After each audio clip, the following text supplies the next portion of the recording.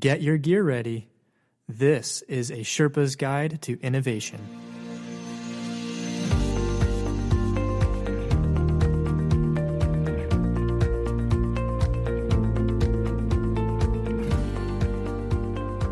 Hear ye, hear ye, hear ye. It's a Sherpa's Guide to Innovation, a podcast dedicated to guiding you along your innovation expedition. This is Ben Tingy, your Sherpa host. I have the extreme pleasure to welcome a man we admire from an organization we admire, Todd Dunn, Director of Innovation at Intermountain Healthcare. Todd, welcome to a Sherpa's Guide to Innovation podcast. Oh, thanks for having me, Ben. I've admired the work that you guys have been doing with your podcast for a while, and I'm just fortunate enough that my stepdad lives 20 miles from here, and I'm down seeing him, and you guys opened the invitation to come by and have a discussion. So thanks for having me. It's great to be here, and thanks for all the work that you're doing and the knowledge that you're sharing. Thank you. This is just fantastic, bringing us all together, making innovation a virtual team sport even. Absolutely. Yeah, well, we knew that if we got you in the same zip code, we'd have to have you on the podcast. So we're really glad that this worked out. Thanks. And I think as our conversation ensues, it will become clear just how much of a kindred spirit you are, an honorary innovation Sherpa. Well, before we kick off our questions, a message to our listeners. Hit that subscribe button on your podcast app and then share this episode on social media. Check us out on Twitter using the hashtag InnovationEngine and connect with us on LinkedIn. And if you're interested in following some of the latest and greatest in healthcare innovation, I definitely recommend following Todd Dunn's Twitter account, which we can provide in the show notes. Okay, Todd, ready to rumble? I'm ready. All right, so fill in the blank. I wanted to be a blank when I grew up. Now I'm a blank, and they both blank. If I think back, originally I wanted to be a pediatrician. When I was a young kid, I thought I wanted to be a doctor for a career. As I got older, the most important thing I wanted to do is be a good family man. That's my real career. The rest of it just serves that, I think. I love that. So but the rest of the question is, so what I wanted to be, and then what was the other part? It's a great question. So how are they connected? So what you wanted to be and what you are now? I think that part of the heart of healthcare, frankly, the heartbeat of healthcare is empathy. I think that the heartbeat of being a great parent is the same. And that's where they merge for me, is empathy's at the heart of being, I think, an asset to humanity. I'm certainly not saying that I am one. I think that's where they merge. I have a deep respect for people who are in the clinical space, and I have a deep respect for parents who devote their lives to their kids. I think that's where they merge. Perfect. We'll take that. That's wonderful. So, Todd, you've developed a reputation for being an endlessly curious, insatiable learner, as well as a great networker. How have you cultivated those skills over your career? The learning one, I remember, Ben, I cannot remember which book I was reading in my early 20s that talked about lifelong principles. And I wrote in a little spiral-bound notebook that one of my lifelong principles would be learning. And so since that day, close to 30 years ago, I've made a commitment to being curious, because I think a question provokes learning. That's when that started. A networker? I give all the credit to my dad. My dad, I grew up in a really small town in southern Georgia, and my dad owned family businesses, and he grew up in that city. And so he knew everyone. We would go to work with him, and he would introduce us to everyone that he knows.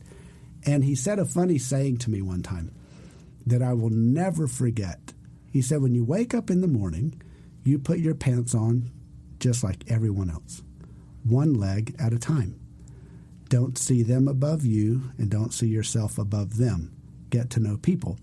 And so ever since then, I've done that. And a funny time we were in, when I was moved to Louisiana from Georgia, I was in my friend's car. We're going down the main drag in the town in high school, and I'm waving at everyone like I'm in a politician parade. And he looks over at me and says, Dunn, who do you not know? And so it just really started with my dad and encouraging us to get to know people. And I've always done that. And I'm very fascinated when you merge that notion of wanting to know people with being curious about learning, then networking is a really fun thing. Look at us. We're sitting here across the table from each other because we're all part of an innovation network, and we're all part of the Pink Socks tribe. A shout out to my buddy Nick. Nick, I love you. And those two have just combined really well to make networking a great gift to my life, frankly. Yeah. Never met a stranger. That's great. No, never met a stranger. Yeah. Well, like many of us, your career did not begin in innovation. Mm-hmm. Tell us about the moment, or maybe it was an evolution, when you really made the switch to innovation from where your career focus was earlier. So my background, my undergraduate degree is in marketing. My master's is actually in supply chain management, a pure operational play. When I was working for a company that was building an EMR, we had really gone through some hard times building that with customer frustration. And I remember flying to Louisiana to meet with the CIO, sat across a wonderful Cajun meal from him, and he looked at me and he said, "You make my job harder." Oh. And so what do you mean? So he started explaining that this EMR that we had built, that although we might have passed every QA test that we thought we should have, that the doctors didn't like it. And if the doctors didn't like it, it made his job harder. So I started doing a lot of homework and trying to figure out, what did we miss? We had to do layoffs, and that is just almost morally reprehensible. If you could have done a better job, not to disrupt someone's life. It really bothered me. And I thought there has to be a better way of doing what we're doing, because all of these people are brilliant, good people, and they're hardworking employees. So I went on a search, and I read an article in Harvard Business Review about Cisco's iPrize competition. I used to work at Cisco. So I called my good friend Randy Pond, and I asked Randy to introduce me to the person who wrote the article for Harvard Business Review. His name's Guido Giray. Through that, I met Roy Rosen, who is the Chief Innovation Officer at UPenn now, but at the time he was at Intuit and was one of the key people in starting their Design for Delight program. And my eyes opened very quickly, because Intuit had a strategy called Design for Delight. They were working on a program called Catalyst. Ben Blank now leads that for them, an incredible, incredible innovator. And that moment for me made me realize that the way we were informing decisions was so separated from reality of what people were really trying to do, or in Clay and Bob's terms, the progress they were trying to make. And that flipped me. That was it. That's when I decided that I could take my operational background of respecting the P&L, respecting workflows, respecting budgeting cycles, and merge that with innovation in a disciplined way to really produce outcomes versus being an activity that looks interesting. That was the flip for me. And it just scratched an itch that I had had forever, because I grew up in family-owned businesses, kind of an entrepreneurial spirit in my family. And there I was, off and running. So I started reading, and I voraciously have read ever since about this topic every day. Wow. Favorite books, if you could list off a few. This is an impromptu question, but it's a very good what are top of mind question. From a personal experience perspective, my favorite book is Competing Against Luck. It's not just because I had the privilege of collaborating with Karen and Taddy and Clay on a small part of the book, but it's because it's an innovation theory completely focused on people. My other two favorite books from an innovation perspective, I assume you're asking, are Alex Osterwalder's books, Business Model, Canvas, and Value Proposition Design, because it puts order to our thinking and encourages people that they can have a tool set that makes them an effective innovator. And in the process of, a number of us had the privilege of interacting with Alex on the second book, and the process of watching that evolve and the wonderful work that Alex has done helped me more thoroughly think through how you vet ideas. Steve Blank is someone I admire a great deal. He gave me the privilege of writing a blog for him back in 2015 because I had read his book, 4 Steps to the Epiphany, then the Startup Owner's Manual. So those are my 4 innovation anchors, really, from a book perspective that helped me think through things. If I added a fifth, I would add Game Changer by A.G. Lafley, and I think Ram Charan helped him write that one. He's a Procter & Gamble CEO, right? A.G. Lafley. Yep, and that one really helped me think through how to innovate more effectively by understanding people in their context, as Clay would say. The sixth one I would say is a shout out to Peter Sims. He wrote a book called Little Bets, and the value of taking little bets, little experiments. Those are probably my top 6 favorite ones. There's so many more, but those, one more. Seth Godin wrote a book called Poke the Box, and that book had an impact on me and just put more fuel in my courage gas tank that led to so many good things for me. So those are the 7, if I had to pick 7. That's awesome. Books. There's so many more. That's just so hard to pick, but those are just, man, I keep them on my nightstand, actually. I have all of those books right by my bed. Wow. I revisit them constantly. That's great. Some of these I'll have to check out. I've heard of most of them, but there are a few that I have not, so I will add to my collection. I would love to hear your feedback on them. Yeah. So, Todd, you're a director of innovation at Intermountain, and Intermountain is known internationally as a leader in healthcare innovation and in a variety of ways. Mm-hmm. How is it structured at your organization, and what has been your role in its growth and success? I want to, from a structure perspective, I'm not dismissing your question. I want to talk about it from a culture perspective. Perfect.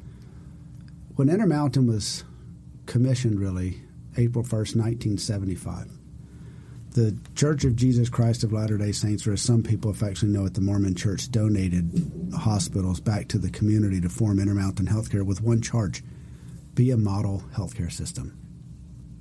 So the roots of the company, the DNA of the company, is to never be satisfied with where we are today.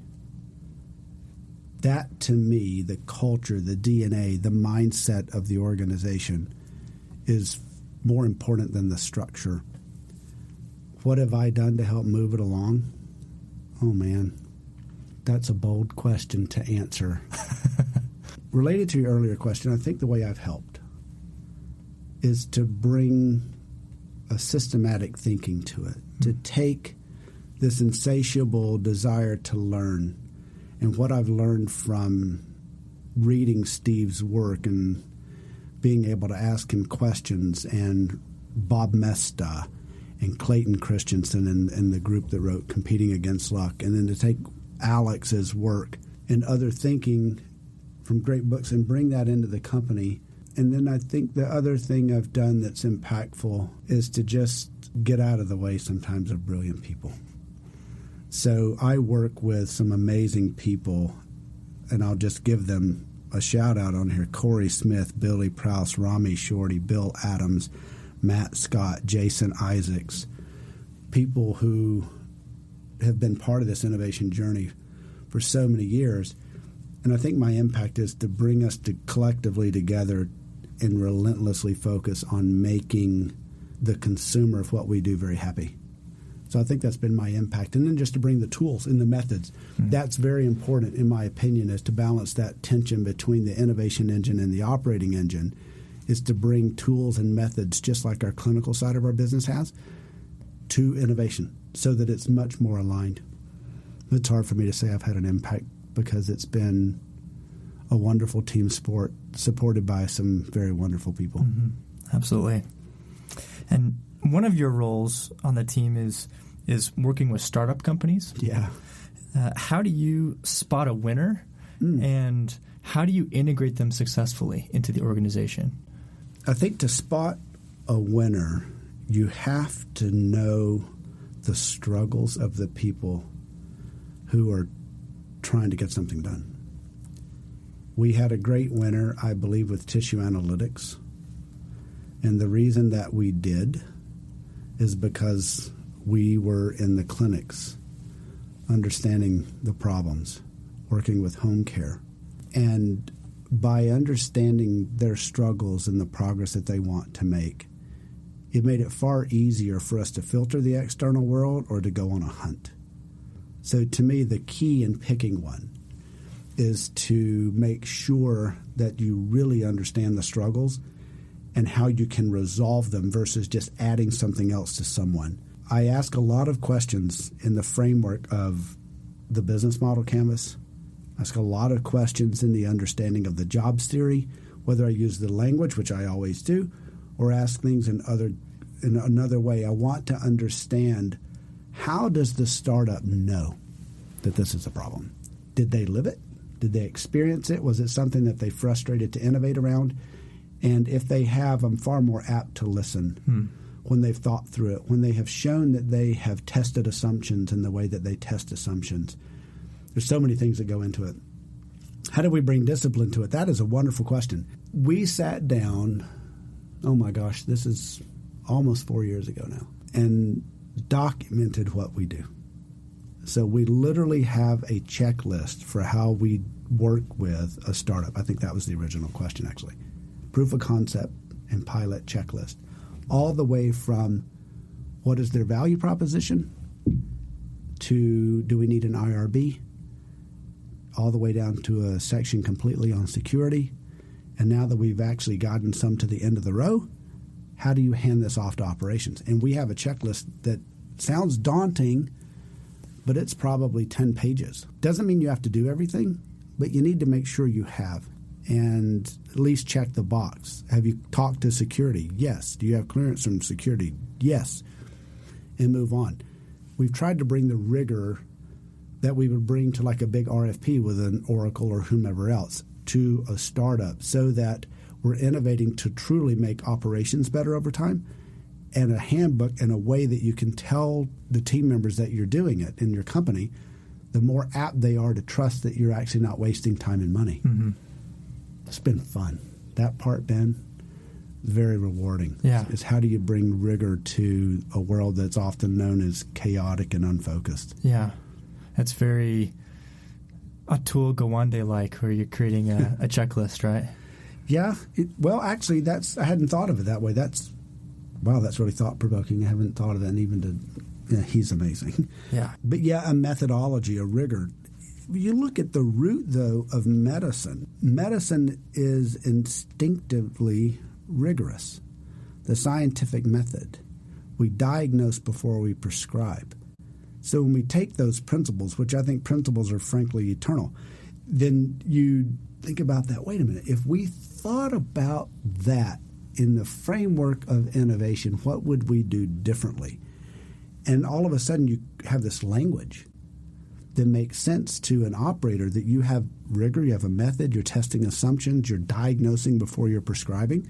That really helps. It just makes the job of interacting with people to innovate, if you will, if that's still a word we should be using, much easier, much more rewarding. And speaking of language, a language that you're well-versed in is jobs to be done, disruptive innovation, and you've had a professional and personal relationship with Clay Christensen and Bob Mesta and the crew there. Tell us about your relationship with them, and we know that Intermountain has also been featured in some of the books, and would love to know more about how that came about and how you stay in contact and the work that you do together. It goes back to one of your earlier questions, the networking piece. I've always read Clayton's work, and I called his office when I worked at GE, and I asked his assistant, would Clayton give me 30 minutes? She said yes. And it was about 7 weeks out, and he gave me 30 minutes. And ever since then, each year, this was before I was with Intermountain, I've had the fortune of interacting with him. I wouldn't say I have a deep personal relationship with Clayton. It's been a professional one, and for anyone who's had the opportunity of meeting him, they will know that he's the warmest, most genuine person I think you could ever meet, and he's been gracious enough to give a little guy like me time.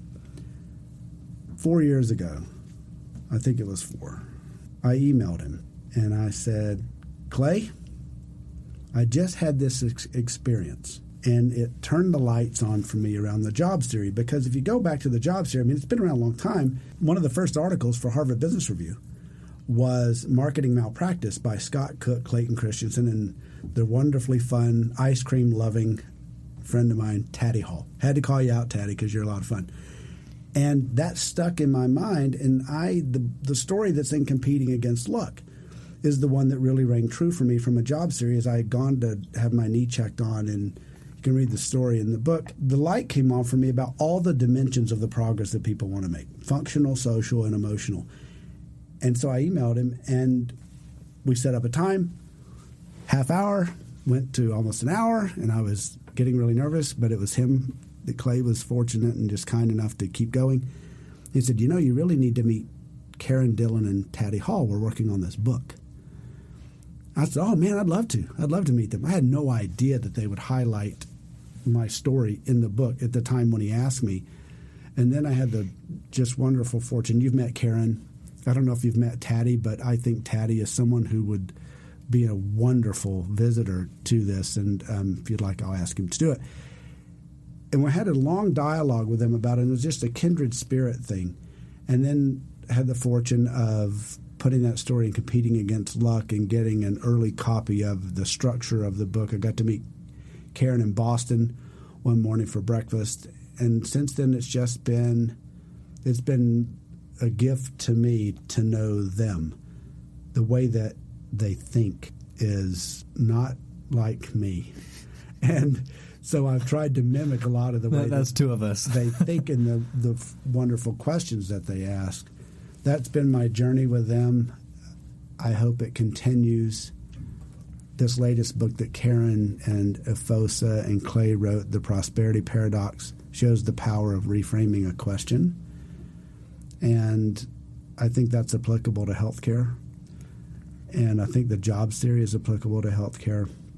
But that's been my relationship with them. It's, man, sometimes you just sit, or I just sit and think about, wow, what a gift that has been. They've taught me a lot.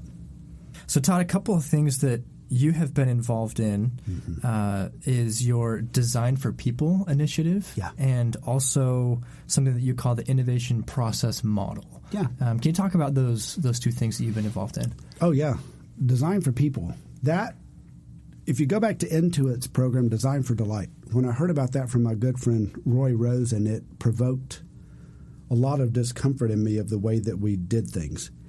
And back in 2012, when I initially started at Intermountain, we did a project that wasn't successful. It was an internal project where you would be surprised we weren't successful, but we were working on a physician order entry application. This is before we decided to work with Cerner.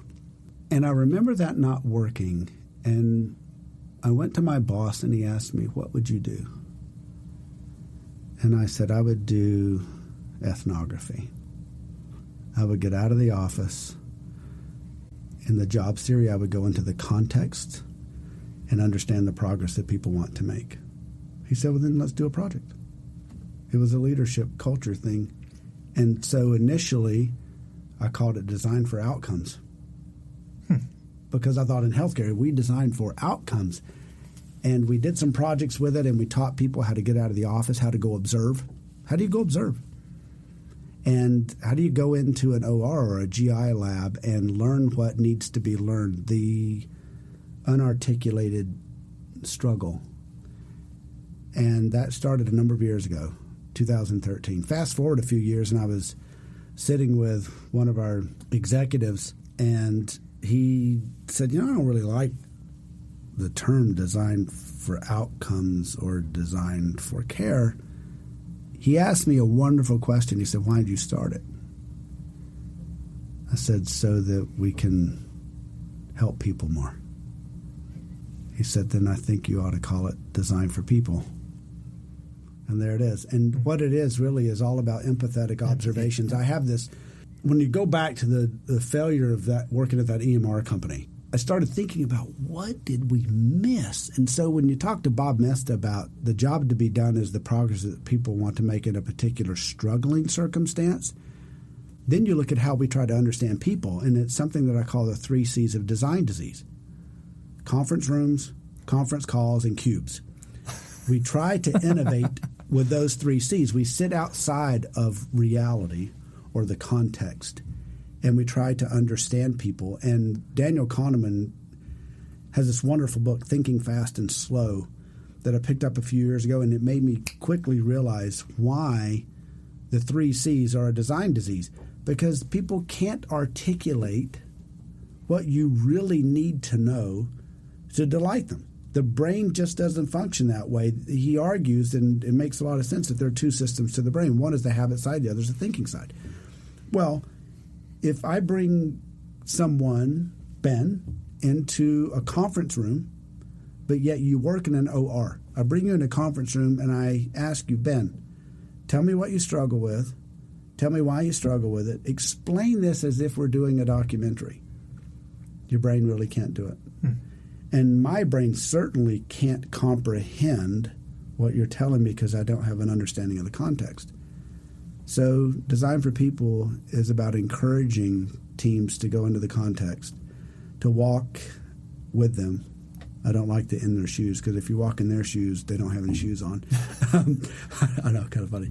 But it's about that. It's about designing for people. And if we embrace the notion that empathy is the heartbeat of healthcare, if we are not designing from an empathetic stance by understanding their context, whether it's their home, whether it is an OR, whether it is a wound care clinic, the moment that you draw blood, if we're not understanding that before we decide to hire something, I think we're missing it. And that's really the passion behind Design for People, is pragmatic. Frankly, it's from an operational perspective, if we did that more, we'd make far fewer mistakes in design and deciding what to buy or build. That's what started it, is just a CIO saying, you make my job harder. And then you add years to it and you see the mistakes that we've made. You think, well, maybe we ought to go to where they are. It just makes sense. And I was inspired, in all candor, by the book Game Changer. AG and his team there created a program called Living It and Working It, where living it meant going into the consumer's context. Working it would be going into the merchant's context and studying why products were working for people or why they weren't. I was very inspired by that. I was inspired by Pixar. Pixar, if you read Creativity Inc., by the way, that's another fun one. That's a great one. Yeah, that's an incredible book. What struck me in that book is that when they were doing Ratatouille, or had the idea, John Lasseter told the team, do your homework. That's kind of a thing within Pixar. So they went and worked in the restaurants in Paris. They ate in the restaurants. And then the one that stopped me is they actually walked in the sewers to understand the movement of rats. And then you start studying Pixar, and every one of their movies went to number 1. So part of their culture, their behaviors, which I think is a great topic around innovation to talk about, was to do their homework. And then you look at Intuit, they do a program called Follow Me Home, where they go into the context, regardless of where you are. Did I mention IKEA has Life at Home? You look at these companies like P&G, IKEA, Intuit, Disney. Yeah, the very best in design. Absolutely. Well, when they do it right, it's because they went and understood the context, the conditions in which people are living and playing and trying to make progress.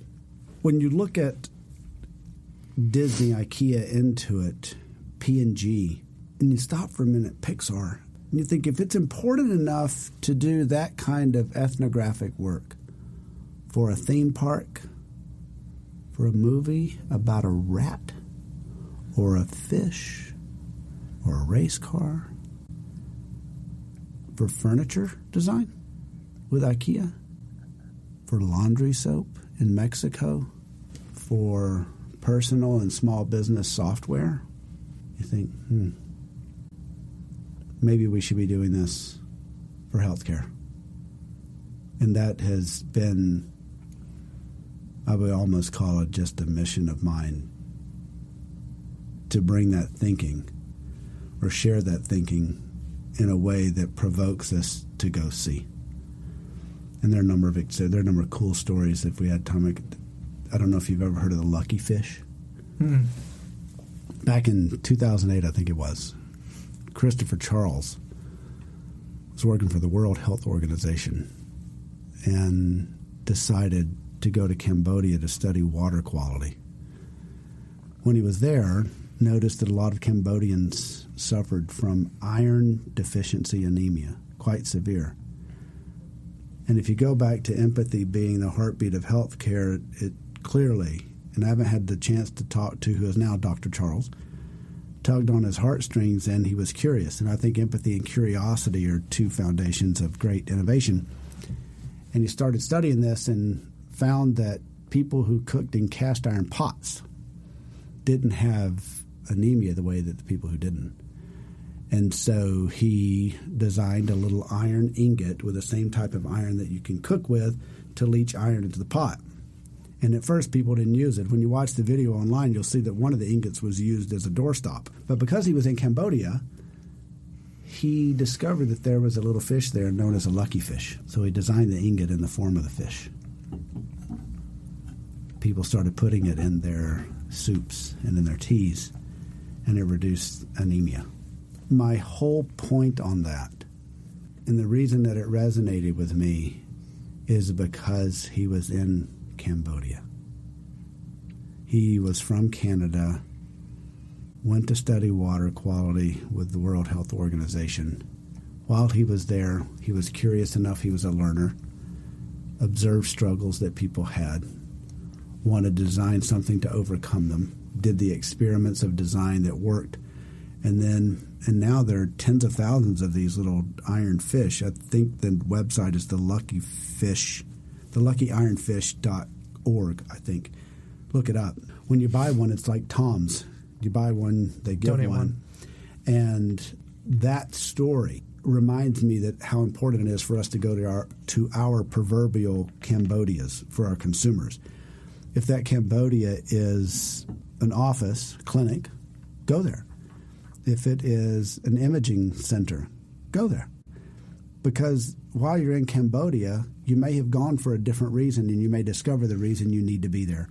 And I think that the real struggling moment, and one that you can help solve. So those types of things, Ben, have just been bouncing around in my brain for a long time. And I believe if we embrace those principles a bit more rigorously, along with the right type of business understanding, because you have to merge the two, that we would innovate far more effectively within healthcare. So, Todd, you wrote a recent LinkedIn article about something that you termed MLEs, or minimal learning experiments. Yep. Which is kind of a play on words for MVPs, or a minimum viable product. Tell us about that linked article and why you felt like that was an important message to share with the internets. When I had the fortune of becoming part of Intermountain Healthcare Transformation Lab, the team was working on a watch to remind clinicians to wash their hands, because a nurse came to the lab and asked or made the suggestion that if they had a watch or a bracelet or something to go around the wrist, it would remind people to wash their hands.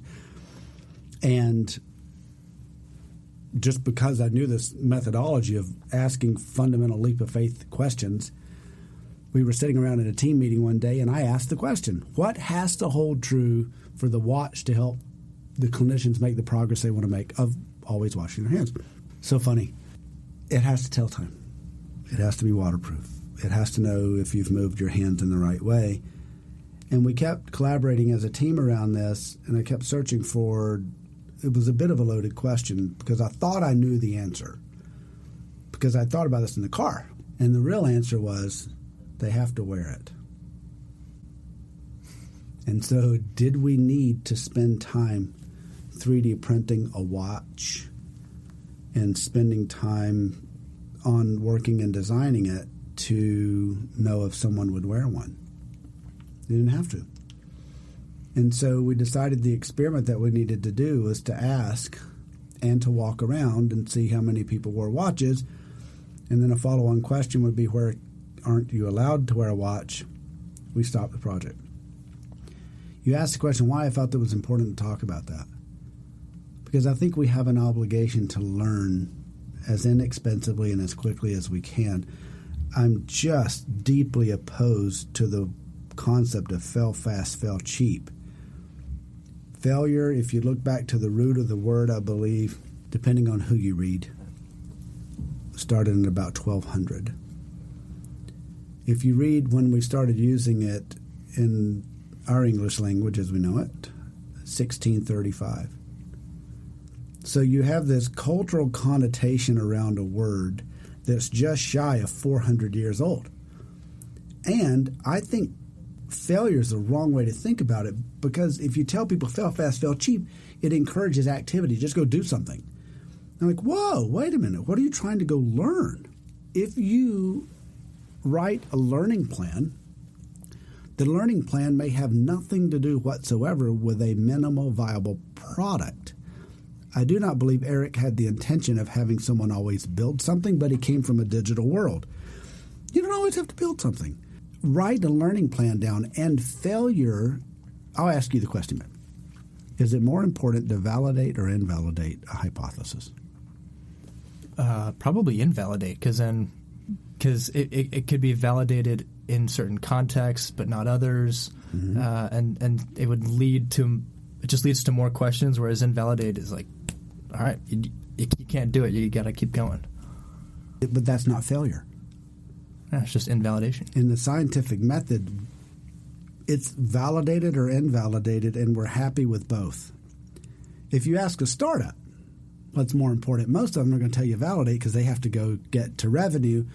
When you ask someone who has to consume what you're designing or offering to them, they may likely tell you invalidate it. And so the reason minimal learning experiment, in my opinion, is so important is that we encourage you to write down, follow the scientific method, write down your hypothesis, design a test, run an experiment, get an insight. Do that as inexpensively and as quickly as you can. And if we have people in the framework of minimal learning experiment, it makes them think about experiments versus building a product. And that's why it's important to me, because we learned. We built an MVP. We built a minimal viable watch. We built an MVW, if you will. But that's why, to me, minimal learning experiment is really important. And the other reason it's important is because the scientific method is so resonant in the mindset and the execution of healthcare that I think it helps build a language bridge between the innovation engine and the operating engine. And the more we do that, the better off we're going to be. Terrific. So corporate innovation and healthcare corporate innovation certainly has its challenges, kind of like how the Beatles sang, it's a long and winding road. But what aspects of corporate innovation give you a thrill? What's the most satisfying and fulfilling part of your work? It sounds colloquial, but I will say helping people make the progress they want to make. Maybe a quick story. I'm Southern, so nothing's that quick. We have been working for years with a company named Volano Vascular. It is a company that has enabled needle-free blood draws.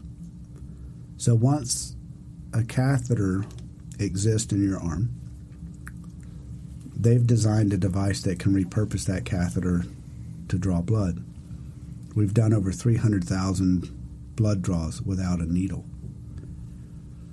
There was a mom who had to bring their young kid to our children's hospital.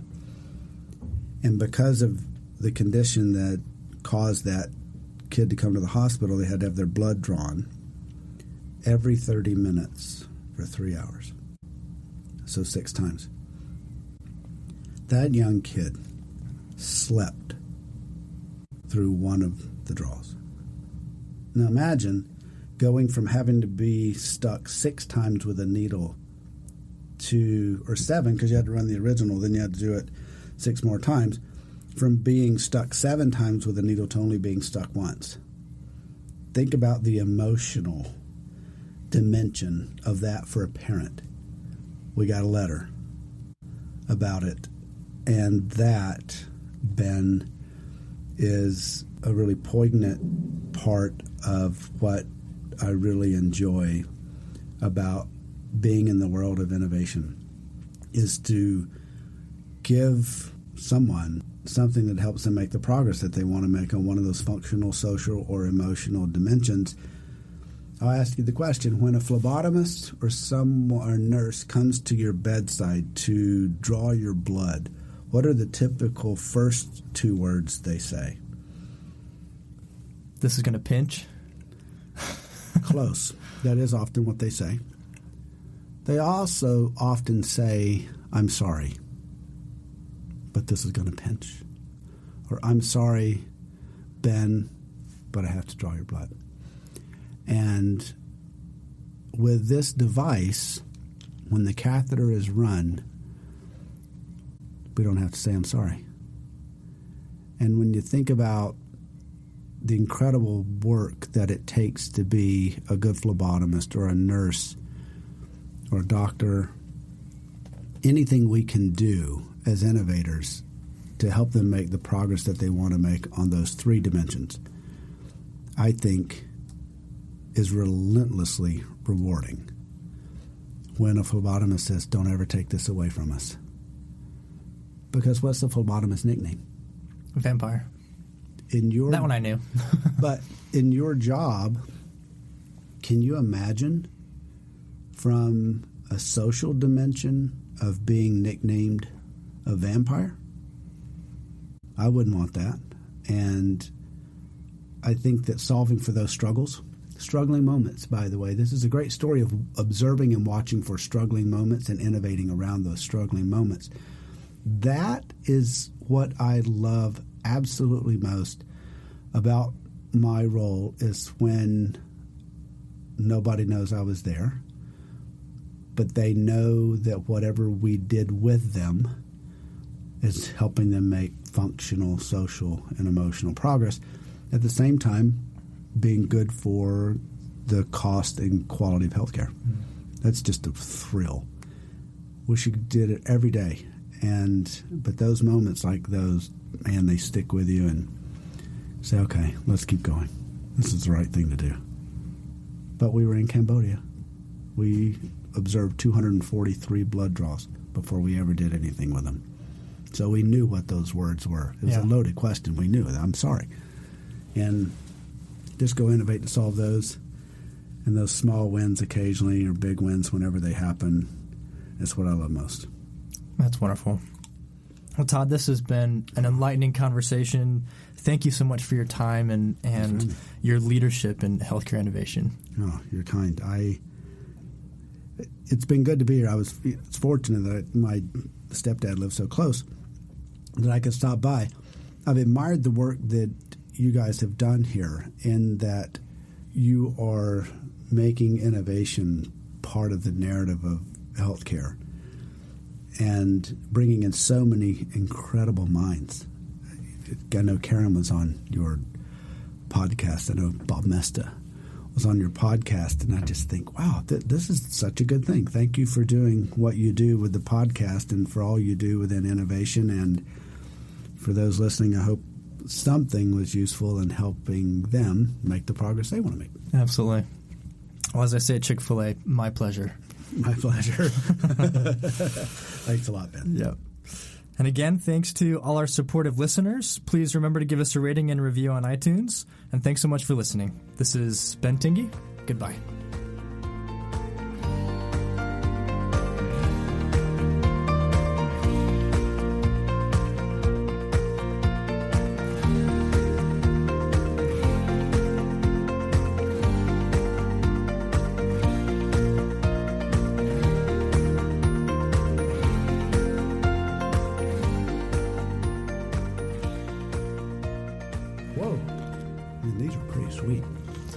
This is supposed to be a pop filter. Is this a sound filter? Mm-hmm. Mm-hmm. Yeah, for if sometimes with your P's or your T's, if it can be a little too harsh, and because sometimes in the microphones. So how did someone figure that out? Who did it? Good question. Was it someone who had the struggle? Yeah, was it a singer or an announcer who has to use a mic all the time? That's someone question. In a struggling moment. Yeah.